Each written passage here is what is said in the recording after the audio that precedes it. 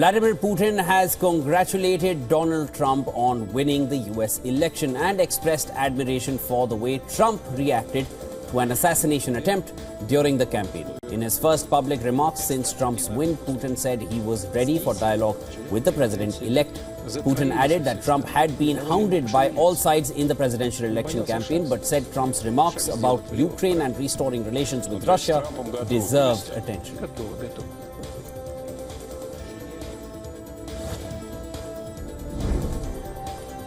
Pentagon has reiterated plans for a smooth transition to President-elect Donald Trump's Defense Department.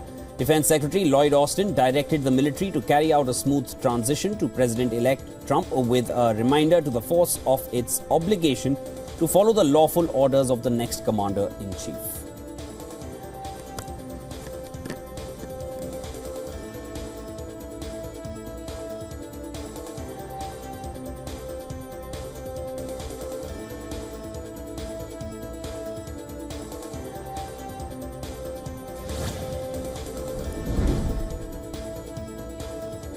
President-elect Donald Trump has announced that Susie Wiles, one of his two campaign managers, will be his White House chief of staff, entrusting a top position to a political operative who helped the Republican win the election. The appointment was the first of what is expected to be a flurry of staffing announcements as Trump girds for a return to the White House on 20th of January. Susie Wiles will be the first woman to serve as White House Chief of Staff. For Susie and Chris, the job you did. Susie, come Susie. Things are changing rapidly. U.S. federal judge has struck down a Biden administration program that would allow unauthorized immigrants married to American citizens to get legal status and a streamlined path to U.S. citizenship. Declaring the policy illegal, the judge found the program violated U.S. immigration law, agreeing with a lawsuit filed by Texas and more than a dozen other Republican-led states. The ruling is seen as a blow to outgoing President Joe Biden and estimated 500,000 people eligible under the program.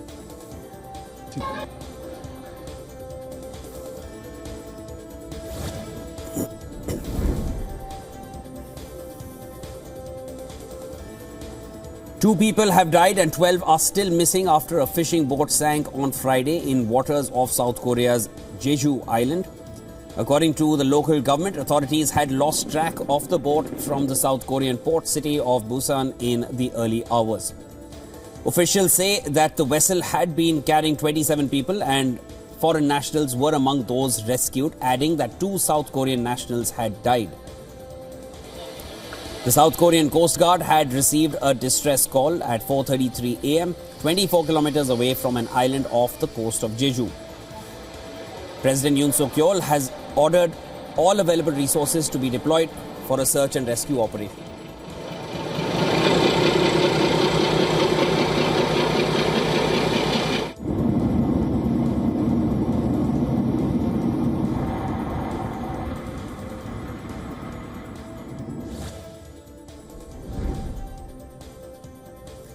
Israeli strikes have severed roads near the Masnaa border crossing in Lebanon's eastern Bekaa Valley.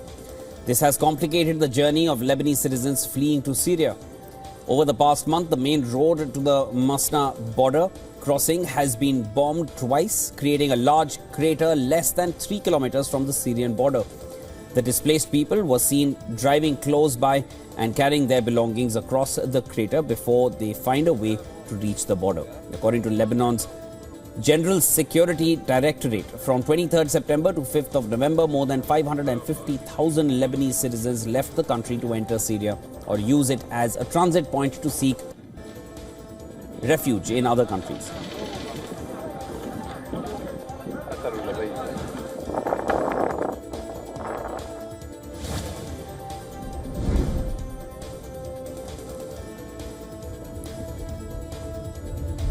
"43 monkeys escaped from a compound used for medical research in South Carolina."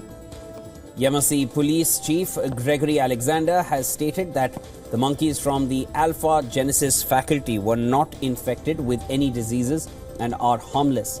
Police say the primates escaped when a new employee didn't fully shut an enclosure. Authorities say Alpha Genesis employees are setting traps and using thermal imaging cameras to capture them.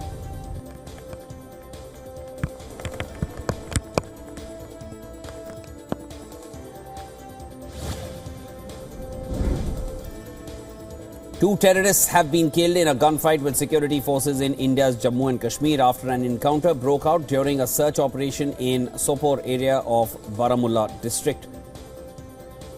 According to a statement issued by the Indian Army's Chinar Corps, the troops observed suspicious activity in the region. When the terrorists were challenged, they opened indiscriminate fire, following which the security forces retaliated effectively.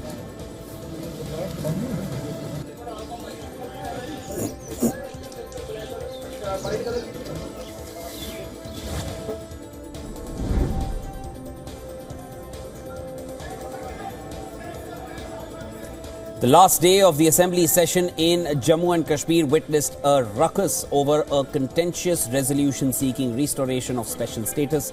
The session was marked by shouting matches, physical confrontations, and a walkout by the BJP after several members of the party jumped into the well of the house and eventually marshalled out.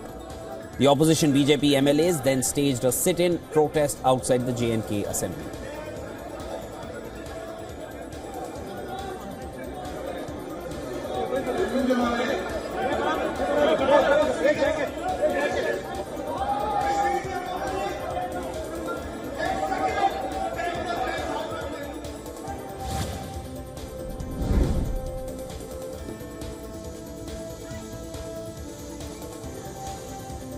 Typhoon Yinxing lashed the northern Philippines with violent winds and rain damaging houses and toppling power lines. The typhoon, with winds up to 175 kilometers per hour and gusts up to 240 kilometers per hour, made landfall in the northern tip of Cagayan province on Thursday. At least 17,000 people were evacuated to temporary shelters, while government agencies have stockpiled supplies and readied emergency response for the affected residents. Around 20 storms strike the Philippines each year on average, bringing heavy rains, strong winds and deadly landslides.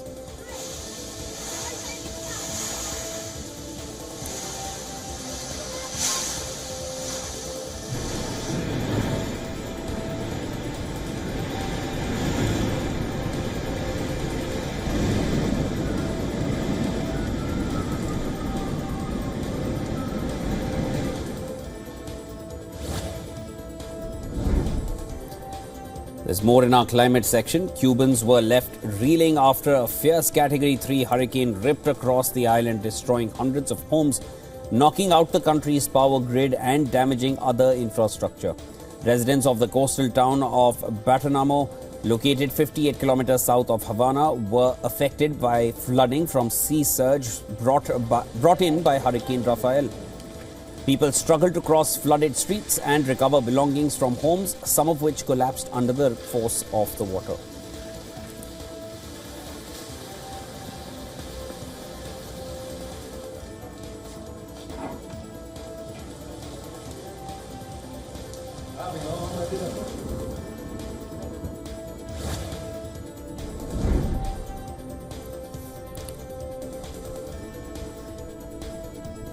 Rescuers are racing against time to evacuate villagers living around Indonesia's Mount Levotobi Laki-Laki after the volcano erupted 8 times, spewing a plume of volcanic ash.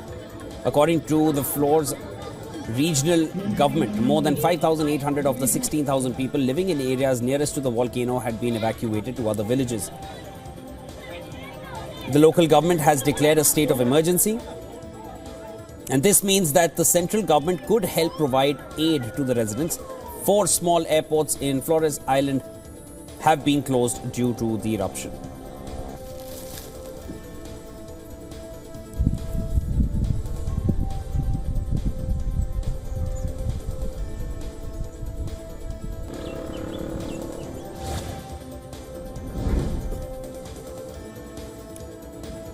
Right, next up, let's bring you some updates from technology. As per reports, India's Financial Crime Agency conducted raids on several Amazon and Flipkart sellers to probe alleged breaches of foreign investment laws. These actions come shortly after India's antitrust regulator highlighted competition law violations by Amazon and Flipkart. Despite these allegations, both Amazon and Flipkart assert that they operate within Indian legal boundaries. Officials suggest the investigation centers on whether these platforms manipulate prices and hinder fair competition, violating Indian regulations.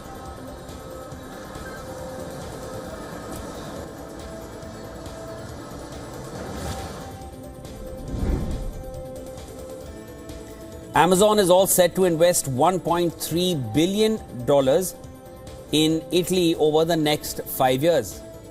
The fund will be used to further expand data center business in the country. The company in a statement said that the investment will be able to support around 5,500 jobs till 2029.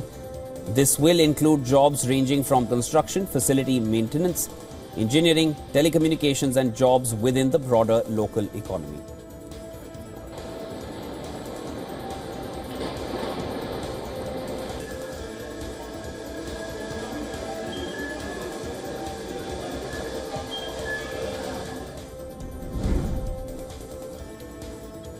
Italy is planning to extend its domestic tax on digital services to small and medium-sized enterprises to try to overcome US objections that the levy is discriminatory.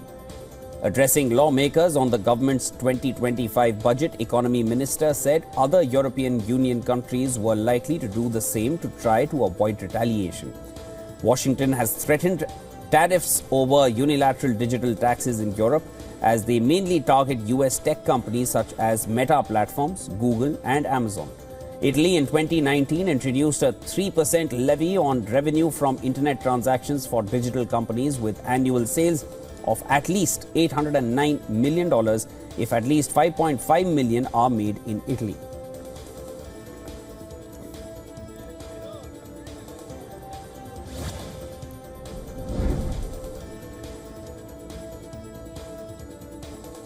More business stories. Gold prices ease on Friday but hover around the $2,700 level. Traders assess the impact of Donald Trump's presidency and its implications. Spot gold falls 0.4% and was headed for a weekly loss.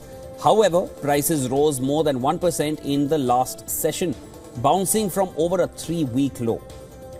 A stronger dollar makes bullion more expensive for overseas buyers. However, the long-term uptrend stays strong for gold, supported by rate cuts and ongoing geopolitical tensions.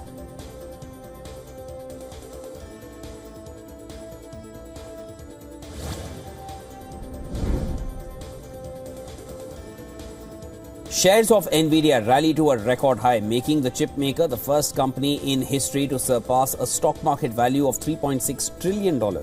This comes as Wall Street extended a rally sparked by Donald Trump's return to the White House. The dominant AI chip maker's shares rose 2.2%, lifted by broad investor optimism about tax cuts and lower regulations after the Republican candidate's Tuesday election victory. Apple's stock rose 2.1% on Thursday, leaving it with a market value of $3.44 trillion. The S&P 500 Technology Index has surged over 4% in the two sessions since Tuesday. Nvidia has been the US stock market's biggest winner from a race between Microsoft, Alphabet and other heavyweights to build out their AI computing capacity and dominate the emerging technology.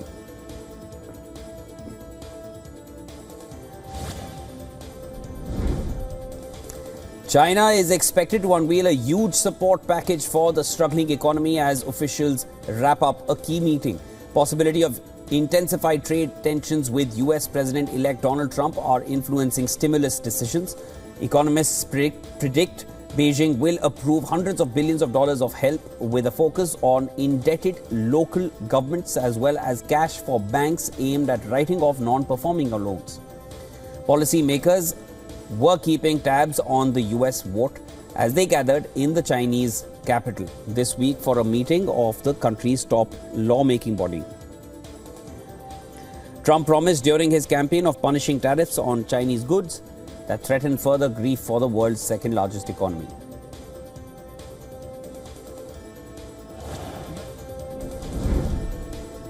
Whether this was violence related to sporting preferences, that is still up for debate, but violent clashes erupted outside Amsterdam's central station in the early hours of Friday in what Israeli authorities are describing as a targeted attack on Israeli citizens. Now, according to the Israeli embassy in the United States, fans of Israel's Maccabi Tel Aviv football team were ambushed and attacked as they left a stadium after attending a match against the Dutch club Ajax. Israeli Prime Minister has directed 2 rescue planes to be sent immediately to Amsterdam in response to the incident. Israel's National Security Ministry has also urged citizens in the Dutch city to stay in their hotel rooms following the attack. At least 10 people were reported injured in this attack.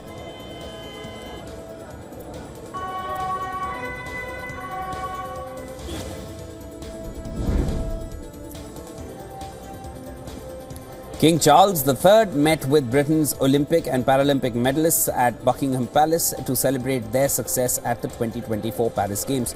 Among the athletes were middle stance runner Keely Hodgkinson, weightlifter Emily Campbell, and Paralympian cyclist and swimmer Sarah Story. The King spoke to dozens of sports stars, including a guide dog who was accompanying one of the athletes. The British team won 65 medals at the 2024 Paris Olympics. Britain's Paralympic team won 124 medals, including 49 golds.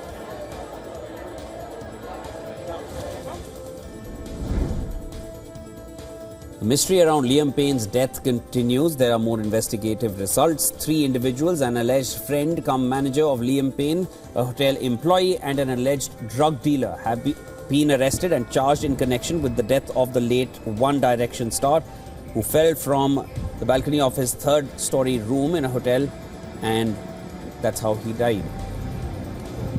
With the death of the late One Direction star, according to reports, authorities have not named the friend who they are accusing of abandoning a person, followed by death in relation to the singer's demise. The friend in question, however, denied the allegations.